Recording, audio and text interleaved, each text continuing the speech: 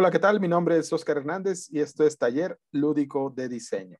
El día de hoy presentaremos la metodología de diseño con la que regularmente trabajamos en los talleres de diseño. No es la metodología que regularmente ocupamos de forma sistemática, pero sí es una opción y una guía para que puedan desarrollar y seguir paso a paso pues, la construcción de un proyecto arquitectónico.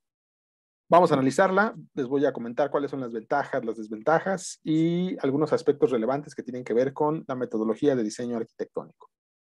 Bienvenidos a un video más.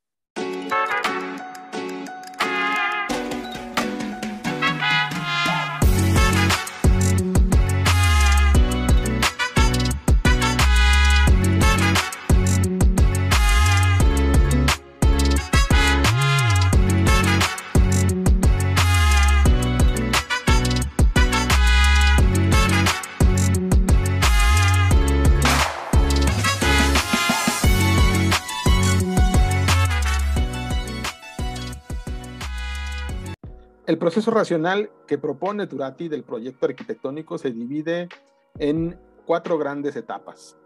Una primera etapa se desarrolla bajo el nombre de anticipación conceptual y programación. Curiosamente, aunque la anticipación conceptual tiene mucho que ver con lo que muchos conocen con el concepto arquitectónico o se relaciona con el concepto arquitectónico, Turati no hace esto, hace más bien un proyecto de investigación riguroso, lo cual lo hace todavía más interesante.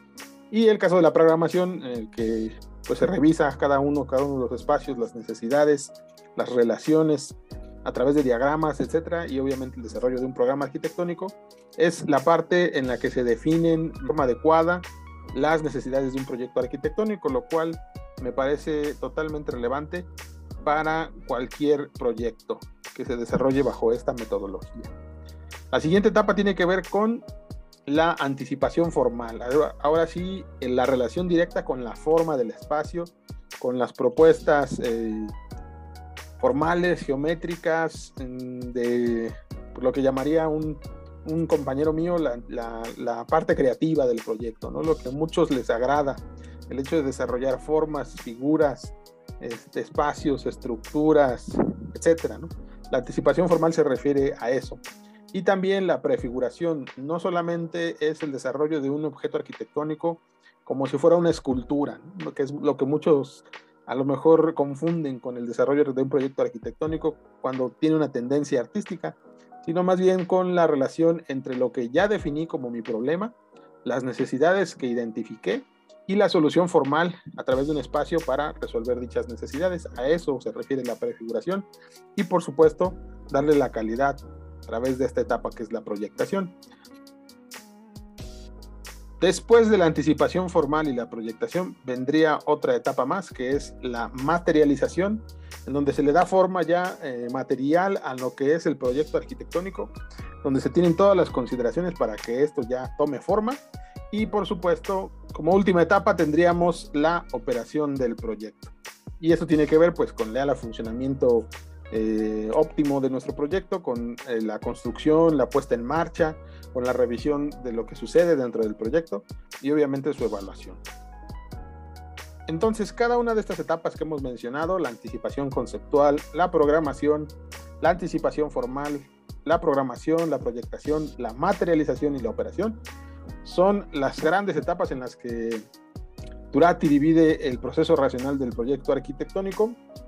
Por supuesto, cada una de ellas contiene ciertos pasos que vamos a revisar de forma más detallada, pero hasta este punto te puedes dar cuenta de todo el complejo de actividades y de situaciones que deben de considerarse para el desarrollo de un proyecto arquitectónico, lo cual, como ya habíamos comentado, pues es bastante complicado, pero para eso es esta metodología, para darnos una guía, para darnos un acercamiento hacia cómo es el proceso racional de proyectación en la arquitectura y cómo se puede desarrollar de manera adecuada. Ahora vamos a revisar cada uno de los puntos de forma muy rápida para que puedas darte cuenta qué es lo que debes considerar en cada uno de ellos, y si no tienes una metodología de trabajo o estás buscando una de ellas, puedes apoyarte en esta propuesta que te presento el día de hoy. Dentro de la etapa de anticipación conceptual se considera como primer paso la identificación de las necesidades sociales. Todo problema arquitectónico tiene por ende una necesidad social. Hay proyectos arquitectónicos, por ejemplo, como un espacio efímero que realmente no resuelve una necesidad social, sino más bien es una propuesta de cómo podría resolverse el espacio, y es también en muchas de las ocasiones una propuesta de un manifiesto de algo, ¿sí? Una construcción simbólica de un espacio, una manifestación de una representación de un concepto, pero no necesariamente una construcción social. Ese es en el caso de la arquitectura efímera, por ejemplo, de la cuestión escultórica de la arquitectura, pero la arquitectura que realmente está provista que las personas lo utilicen, pues resuelven necesidades sociales. Y estas pues están dictadas por cómo se ha desarrollado históricamente cada una de las sociedades donde este proyecto impacta. Para ello, se tiene que plantear un problema arquitectónico. Y en este planteamiento del problema arquitectónico, lo que nosotros determinamos es la ubicación del proyecto, cuál será su destino y sobre todo pues un parámetro del costo, ¿no? Este punto siempre lo remarco mucho porque muchos de mis alumnos tienden a olvidarse de este parámetro porque regularmente cuando se les da un proyecto no se les dice cuánto va a costar. Sin embargo, para el desarrollo de cualquier proyecto sí tiene que estar presente en cualquier definición de las decisiones que tomemos, puesto que el factor económico es una cuestión muy importante. Por lo tanto, se tienen que estudiar e investigar todos los antecedentes generales del grupo social a quien va dirigido el proyecto. Ejemplo, si es un grupo de estudiantes o una comunidad que necesite de una nueva escuela, pues se tiene que buscar cuál es el antecedente histórico de este grupo social, cuáles son sus necesidades, a qué se dedican, cuáles son las actividades que desarrollan, las actividades económicas, cuáles son las cuestiones culturales que definen esto, y todo va en función de poder adaptar el proyecto a dicho grupo social. Muchas de las veces este tipo de investigaciones no se hacen con mucha profundidad. Regularmente los proyectos que desarrollan los gobiernos tampoco lo hacen tan a detalle, pero sería lo ideal que lo realizaran así, porque esto hace que el proyecto empate mejor con las necesidades de ese grupo social al que va dirigido el proyecto. Bien, como segundo paso de esta anticipación conceptual y de la programación, tenemos la observación de esa realidad determinada. Es decir, ya identificamos el problema. Vamos a poner el ejemplo que es una escuela, que tal vez hace falta la calidad educativa en un espacio. Por lo tanto, tenemos que observar esa realidad social a la que va dirigido el proyecto, y para eso tenemos que visitar el lugar, ¿no? O sea, regularmente no se puede hacer un proyecto sin que se visite el sitio. Muchos de los impedimentos que tuvimos durante todo este tiempo de pandemia fue que los proyectos arquitectónicos pues todos fueron hipotéticos porque no se podía visitar los lugares, ¿no? Y tristemente pues no se puede realizar un proyecto si no se visita el lugar. Los concursos de arquitectura regularmente cuando se proponen a participar o cuando se extienden los documentos de participación y que se abre la convocatoria, pues dan este contexto del sitio donde se va a construir el proyecto y un análisis somero de cuáles son las características del entorno. Entre estos aspectos, yo ya he desarrollado un video que hace énfasis en el análisis del contexto, del sitio y del entorno y de todas estas características que yo enlisto en este punto, pero solo para recordarles, pues tiene que revisarse aspectos ecológicos, aspectos físicos, aspectos culturales, aspectos urbanos y también lineamientos arquitectónicos o normativas que tengan que ver con la realidad social a la que nos estamos dirigiendo, ¿no? Sobre todo para conocer perfectamente a quién estamos dirigiendo nuestro proyecto. Ese sería el paso 2. El paso 3 tiene que ver ya con la parte de la programación y el comienzo de un ciclo de la revisión del proyecto y ajuste. Esta propuesta de Turati es interesante porque nos dice que a partir de esta siguiente etapa, el proyecto tiene que estar en constante revisión y ajuste. ¿Por qué? Porque es una forma de desarrollar el diseño en la que no se da con la solución a la primera.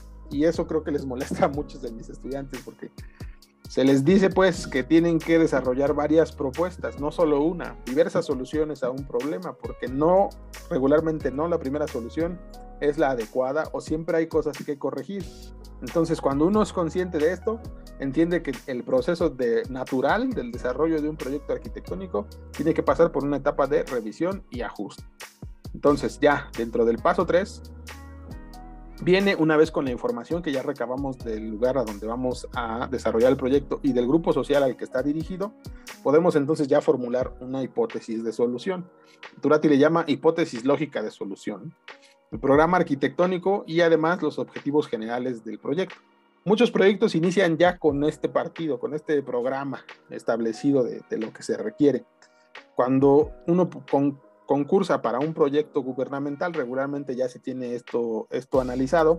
Hay otras personas que desarrollan estos análisis, pero cuando uno está en formación dentro de la carrera de arquitectura, pues se tienen que tomar en cuenta estos aspectos para poder llegar a este test, donde se requiere la formulación de la hipótesis lógica de solución.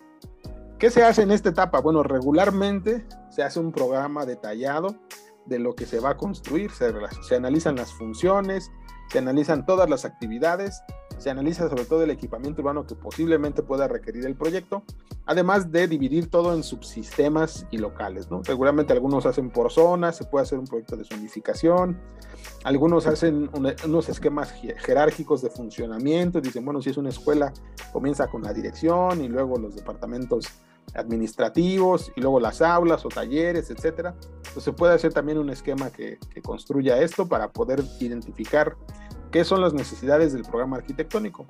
Al final se definen, bueno, cuántos van a ser esa definición cualitativa de los requerimientos generales de un sistema o edificio, sobre todo en función de dónde se va a ubicar, cuáles van a ser su función, cómo va a estar construido, cómo va a ser percibido, etcétera, etcétera. Pero sobre todo, bajo los lineamientos del reglamento de construcciones. Eso es muy importante, que debe regirse bajo el lineamiento del reglamento de construcciones que aplique al lugar donde yo estoy construyendo.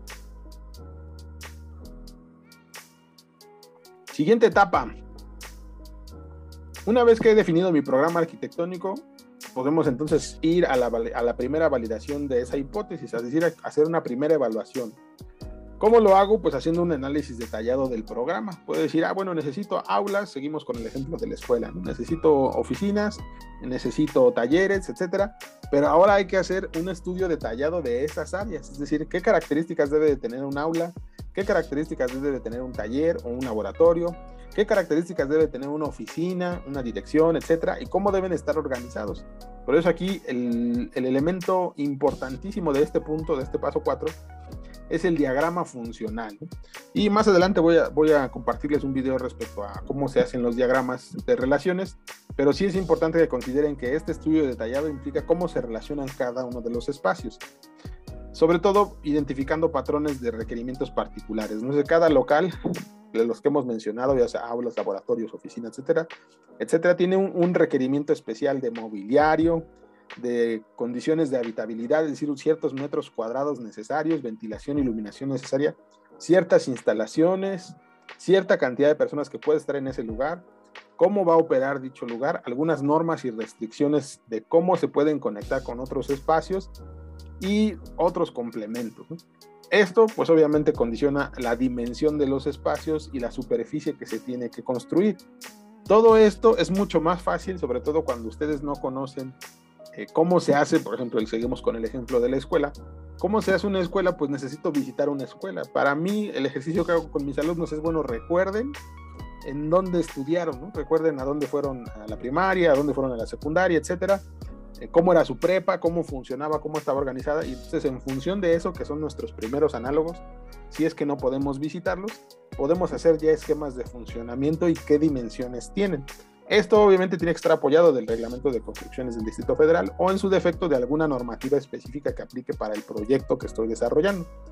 Por eso se tiene que hacer un análisis bibliográfico y documental de dichas soluciones análogas, es decir, que tengan algún parecido con lo que yo estoy haciendo.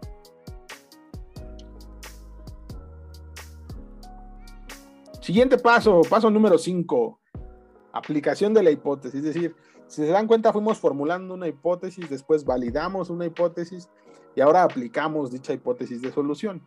Por lo tanto, cuando ya se aplica esa solución, pues se genera una forma, especulando, y aquí lo dice, ¿no? Especulando posibles alternativas de solución.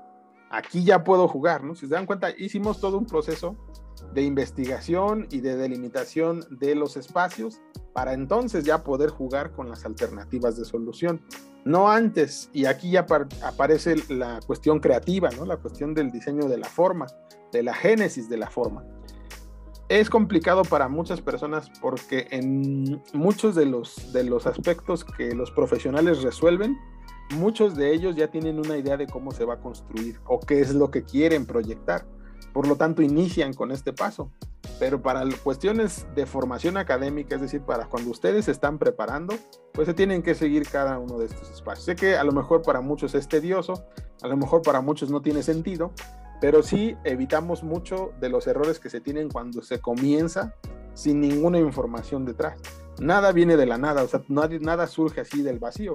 Siempre debe haber conocimiento previo a lo que estamos desarrollando. Por lo tanto, esta investigación de la que dijimos hasta el paso 4 es importante, ¿no? Y ahora sí aparece, curiosamente, el concepto, ¿no? Vamos a hacer más adelante un video que tiene relación con el concepto y se los voy a dejar una vez que esté, se los voy a dejar editado en una de las pestañitas para que puedan ir a él, pero por lo pronto vamos a decir que es la idea general del proyecto, ¿no? El concepto es la idea general de lo que voy a querer manifestar con respecto a mi proyecto, y este concepto debe ser tan relevante para el proyecto que me permita a partir de él ir estructurando cada uno de los espacios. Es interesante cuando se juega con cada uno de estos pasos, porque muchas de las veces un problema puede ser resuelto a través de un concepto, y eso lo vamos a ver más adelante, pero por lo pronto puedo decir y adelantar que este es el punto donde se desarrollan ese tipo de ideas y bocetos. Se define el partido arquitectónico, se hace la zonificación, la jerarquía de los espacios, se define una volumetría general a escala y se evalúa pues de forma preliminar cuáles son la relación de lo que estoy proponiendo aquí como partido arquitectónico y todas las necesidades que ya identifiqué en los puntos anteriores.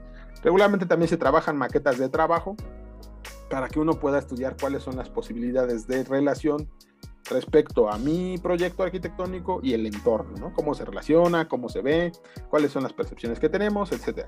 Entonces, esto es a lo que se llama síntesis creativa.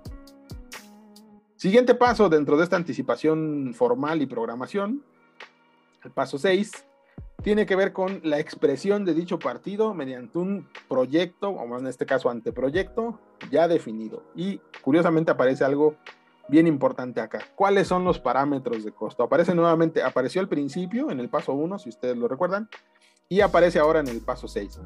Estos parámetros de costo deben de estar siempre latentes dentro de lo que yo proyecto, porque muchas de las veces cuando se le da vuelo a la imaginación durante el paso anterior, que es la síntesis creativa, pues muchas de las veces no se considera cuánto puede costar eso que estoy proponiendo. Por lo tanto, Turati propone que en este punto se evalúe nuevamente cuáles son los parámetros de costo y se refiere entonces a una expresión gráfica y o volumétrica de ese partido, ya en forma, ya de manera más definida. ¿Y por qué digo definida? Porque una cosa es que yo proyecte un volumen, una forma X para la escuela, supongamos que continuamos con ese ejemplo, y otra muy distinta en que yo desarrolle cada uno de estos sistemas que me aparecen aquí. Es decir, cómo se articulan los espacios de acuerdo con el diagrama que ya definí, cómo va a ser la estructura y cómo responde esa estructura a los espacios, cuál va a ser la envolvente, es decir, los materiales, el medio físico, los muros, los vanos, qué carácter y qué expresión tiene ese proyecto, y obviamente ir pensando ya en las instalaciones, ¿no? O sea, tiene que ir todo de la mano respondiendo a este problema, ¿no? Porque no solo basta poner un espacio con muros y con cerramientos, etcétera, sino que también se tiene que pensar en las instalaciones que estoy desarrollando y obviamente cómo se va a relacionar eso con el entorno. Para eso pues se desarrollan distintos modelos y se incluye una memoria descriptiva en este punto y un modelo de costo, ¿no? De cuánto es lo que va a costar ese punto. Hasta este punto, regularmente es como se desarrollan los proyectos en las instituciones educativas. Se revisa las necesidades, se hace un programa arquitectónico, se hace un esquema de funcionamiento, se hace una primera aproximación formal, se desarrolla el concepto, se hace una primera volumetría y se desarrolla de manera muy esquemática el anteproyecto. Por eso Turati aquí pone dentro de su proceso que hay una decisión, ¿no? Hasta este punto, muchas de las veces se evalúa aquí el proyecto y ya. En muchos de los talleres, sobre todo en los primeros años, en los primeros 2 años, hasta este punto es donde se desarrollan los proyectos. No se desarrollan más allá porque no tiene sentido, no hay todavía el conocimiento para que se integre en un proyecto todo lo que se requiere. Pero para los siguientes años posteriores, que eso debería ser la lógica de construcción de proyectos, cuando se avanza ya en la carrera, entonces continuaríamos con los siguientes pasos del proceso de diseño, que son los siguientes. Pasaríamos entonces a la etapa, ya después de la anticipación formal y la prefiguración, a la etapa de proyectación. ¿Y qué es la etapa de proyectación? Bueno, en el paso 7 de la etapa de proyectación aparece ya la definición del proyecto con un carácter ejecutivo, es decir, cuando ya se va a ejecutar, cuando ya se va a hacer. Por lo tanto, Turati lo denomina como optimización de subsistemas, es decir, que lo que ya definí previamente como instalaciones, estructura, materiales, sistemas constructivos, etcétera, entonces ya le dé otro carácter ejecutivo. Y para ello, pues se tiene que verificar que se cumplan todo lo que ya estipulé en las metas y objetivos del proyecto y que se revise nuevamente todo lo que ya hice, ¿no? Cómo se articulan los espacios y cómo funciona este proyecto. Se busca, y aquí esto es importante, porque regularmente siempre en todos los proyectos, ya cuando se hacen en la vida real, se necesita la asesoría especializada de alguien que pueda ayudarme a definir, por ejemplo, en este caso, la estructura, las instalaciones, etcétera, para que esto quede lo mejor posible, porque es lo que se va a realizar y lo que se va a ejecutar. Tristemente, en las instituciones de educación superior de arquitectura, no se tiene esta asesoría especializada para poder definir un proyecto. Por eso es que casi todos los proyectos no llegan hasta su parte ejecutiva. Pero lo ideal sería que cada uno de nosotros pues, buscara la forma de relacionarse con especialistas de otras carreras que me ayudaran a resolver este problema. Aquí les dije que íbamos a ver ventajas y desventajas de este proceso, y en la escuela tristemente no se puede hacer esto, ¿no? Se desarrollan entonces los planos definitivos, que regularmente cuando uno está en la escuela no hace planos definitivos, pero bueno, se hace esto y nuevamente aquí aparece la parte económica. Especificaciones y presupuesto de este proyecto, con lo que más batallan mis alumnos, ¿no? La especificación y el presupuesto. Bien, hasta aquí estamos en el paso 7. Vamos al paso siguiente, el paso 8. Desarrollo del proyecto constructivo. Bueno, desarrollo constructivo del proyecto, dice aquí, ¿no? Detalles. Esto es lo más relevante del proyecto y con lo que mis alumnos más batallan, ¿no? Esto siempre es con lo que siempre se topan con un muro porque no avanzan al respecto. Y no es su culpa, no es responsabilidad tampoco de los alumnos, porque no se puede tener, y aquí es donde empieza ya mi debate y mi crítica hacia esta metodología, porque yo debería tener a este punto ya el conocimiento constructivo adecuado para hacer una propuesta, ¿no? Mis alumnos pueden hacer propuestas muy interesantes, con formas muy, muy creativas, pero si no se tiene el conocimiento de cómo se va a construir, entonces empiezan ya las restricciones, ¿no? Y yo creo que también es mucho de lo que los alumnos batallan con los profesores cuando les hacen ese tipo de propuestas, porque el alumno va con el profesor y le dice, bueno, usted ayúdeme a resolverlo, ¿no? Pero, aquí está lo interesante, si el docente no tiene ese conocimiento, y regularmente, no digo que siempre pase, pero pasa, cuando pasa, si el docente no tiene eso, su respuesta tristemente es que eso no es posible, ¿no? Es que eso no se puede hacer. Sin embargo, no es que no se pueda hacer, actualmente se puede hacer prácticamente cualquier cosa. Sin embargo, no contamos, como el paso anterior, con los especialistas que me ayuden a resolver a detalle cada uno de los elementos constructivos que voy a requerir. Y es donde empiezan los problemas. Si yo no tengo el conocimiento, pues tristemente yo no puedo desarrollar un proyecto hasta su nivel ejecutivo y constructivo, porque me hace falta ese conocimiento y esa experiencia. Bien, ¿qué se desarrolla en esta etapa del desarrollo constructivo? Bueno, pues planos de todo, ¿no? Aquí es donde se hacen planos por kilo. Planos de detalles de albañilería, planos de herrería y cancelería, planos de carpintería, jardinería, mobiliario, planos estructurales, guías mecánicas, calendarios de obra, calendarios financieros y documentación para el trámite de licencia, ¿no? Entonces, todo esto tiene que ver ya con un proceso que regularmente en la práctica profesional sí se hace. Se hace por despachos especializados en ello. No todos los despachos de diseño llegan a este nivel. Regularmente refieren el proyecto a alguien más y esperan que ese alguien más lo detalle hasta su nivel ejecutivo. Pero, pues es lo importante aquí, ¿no? Siguiente paso para que un proyecto se desarrolle. Ahora sí, ya estamos en la etapa de materialización del proyecto. Y esta etapa de materialización del proyecto pues se refiere a la edificación, a la construcción del mismo. Y requiere sobre todo conocimientos en organización técnica y administración de obra. cosa que en el caso de los institutos tecnológicos donde yo trabajo, pues sucede hasta los semestres más avanzados, y no se puede tener esto si no se tiene un conocimiento previo de lo constructivo.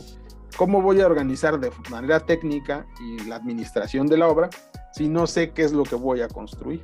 ¿Sí? Y aquí empiezan los problemas en la formación también de arquitectos, porque pues necesito conocimientos de dirección y supervisión de obra, de programas de actividades, de administración de recursos económicos y humanos, prestaciones, seguro social, sindicatos, contratistas, proveedores, etc. Y este conocimiento, y aquí es donde está uno de los mayores impedimentos, no de la metodología, porque la metodología creo que es adecuada, pero sí de la educación y la formación en arquitectura, es que no todos tienen este conocimiento, no todos los docentes, y mucho menos no todos los estudiantes.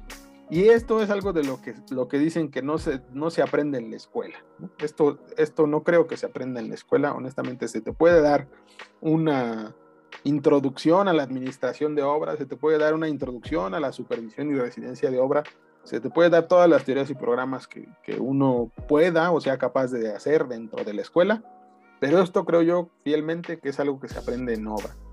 Y no con visitas a obra, no con una visita a obra que esté un día viendo qué es lo que pasa, no con un video que me graben ahí cómo se hace un proceso, no, esto es algo que se aprende, esto es algo que se aprende estando desde que se va a la identificación del proyecto y el estudio de la zona, hasta que se ejecuta el proyecto y se entrega la llave a quien está ahí. Eso es algo que se aprende durante todo el proceso de una obra, cosa que es muy complicado hacer, porque no todos pueden estar ahí. Lo que sí es importante aquí es que esto es algo que cuando se hace la residencia profesional, en el caso de los institutos tecnológicos, es algo que sí se debería tomar en cuenta y a consideración por los alumnos, porque es algo muy importante para su aprendizaje. Entonces no deberían tomarlo tan a la ligera y deberían aprovechar pues cada tiempo que se encuentren en obra. Creo yo que esa es la etapa que todo arquitecto debería tomar en cuenta antes de la siguiente, que es la puesta en marcha, ¿no? Ya en la etapa última que Turati propone, la operación, que es el paso 10, pues ya aparece la puesta en operación del sistema, ¿no? O sea, aquí se acaba el proceso, entrega uno la llave y empieza a funcionar. O sea, continuamos con el ejemplo de la escuela que poníamos al principio, pues ya se le entrega la llave a los encargados, llegan los estudiantes, los maestros, etcétera, administrativos, y entonces se empieza a utilizar. Pero algo que Turati propone y que muy pocas personas hacen, que debería ser incluso un proyecto para muchas instituciones, es el registro de la dinámica del sistema. ¿Cómo funciona el sistema? Y de hecho aquí es donde aparece ya este carácter recursivo de esta metodología, ¿no? Si yo comienzo por el estudio y el análisis de un sistema, de cuál es la dinámica y cómo funcionan, en el caso, por ejemplo, de las escuelas, hay muchas escuelas en la Ciudad de México que fueron construidas hace más de 50 años por un programa de expansión educativo donde se utilizó la misma metodología de diseño para construir una y otra como escuelas en serie, y no todas funcionan de la misma manera y no todas responden de la misma manera al entorno, pero se hizo así por cuestiones económicas, obviamente, porque era más fácil hacerlo así, y que aún en la actualidad se siguen haciendo. Si yo hago este registro y comienzo, curiosamente, con este último paso, donde yo veo cuál es el costo de mantenimiento y de control del edificio, cuáles son los aciertos y las fallas del funcionamiento de ese objeto arquitectónico, cómo funciona de forma general, y hago una evaluación, entonces a partir de las opiniones de los usuarios voy a tener mucho más información que me ayude a tomar mejores decisiones respecto a lo que yo desarrolle como proyecto arquitectónico. Y eso debería regresarnos pues con lo que comenzamos al principio, ¿no? Este proyecto 1 de la anticipación conceptual y al conocimiento de estas necesidades sociales. Si se dan cuenta, está conectado, ¿no? Del paso 10 al paso 1 y de forma recursiva en cada uno de los pasos en el que tengo que revisar qué es con lo que voy a construir y cuánto me va a costar. Finalmente, me parece que esta metodología de diseño es bastante interesante. Les voy a dejar una liga para que puedan descargar el archivo y puedan hacerme sus comentarios. Díganme si a lo mejor este es de los pasos que siguen para diseñar sus propios proyectos, o a lo mejor hay más. Si ustedes conocen alguna otra metodología que tenga que ver con este proceso racional del diseño, pues sería interesante conocerla. Les voy a dejar ahí algunas opciones también en la caja de descripciones, y pues espero que les haya gustado este video. Nos vemos en la siguiente. Dios los bendiga.